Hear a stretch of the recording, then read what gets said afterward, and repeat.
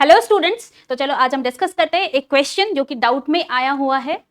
Question है which of the following statement in relation to the hydrogen atom is incorrect. Alright, चार option है, option में read out कर देती हूँ।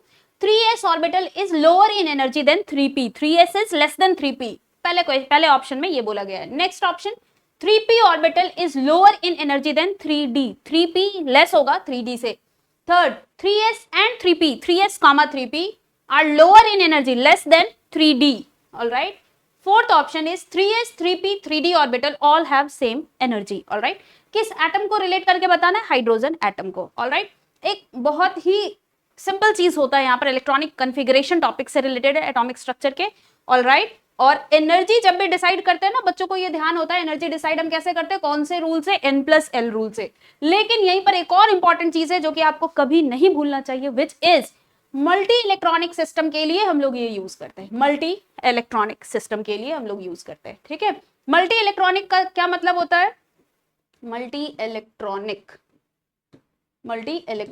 सिस्टम, मल्टी इलेक्ट्रॉनिक का मतलब होता है कि भाई उस सिस्टम में, उस एटम के पास या उस स्पेसीज के पास क्या होगा, अभी मोर देन 2 इलेक्ट्रॉन्स होंगे। ऑलराइट, एंड हमारे केस में अभी कौन सा एटम है हमारे पास? हाइड्रोजन एटम है। Hydrogen atom that means it will have single electron. Alright, अब देखो सिंगल इलेक्ट्रॉन के लिए n+l हम लोग यूज, उसकी जरूरत ही नहीं पड़ती। पता है बोर मॉडल भी जो है ना यूनि इलेक्ट्रॉनिक सिस्टम के लिए वैलिड था। Alright, okay. तो जैसे ही आपका सिंगल इलेक्ट्रॉनिक सिस्टम आया, ये अब एनर्जी डिपेंड करेगा ओनली ऑन n।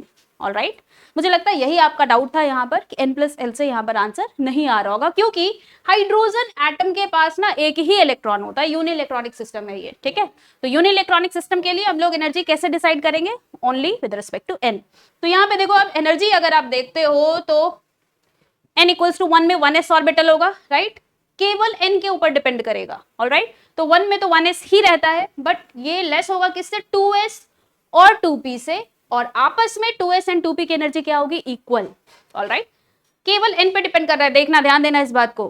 1 स्मॉलर है 2 से। राइट, बिल्कुल इसी तरह 2 स्मॉलर होगा 3s 3p 3d से। बिल्कुल इसी तरह ये स्मॉलर होगा again 4s 4p 4d 4f से। वो कम होगा किससे भाई? 5 वाले जितने भी आपके ऑर्बिटल्स हैं उन सब से। ठीक है, और किसी में भी आ जाओ, n = 2 में आ जाओ, जितने भी ऑर्बिटल है उन सबका आपस में एनर्जी सेम। तो 2s = 2p होगा, 3s 3p 3p 3d आपस में क्या होंगे? इक्वल होंगे। ऑलराइट, तो यहां से हमारा आंसर चला आएगा last option which is correct. ठीक है, 3s 3p 3d की एनर्जी क्या होनी है? सेम।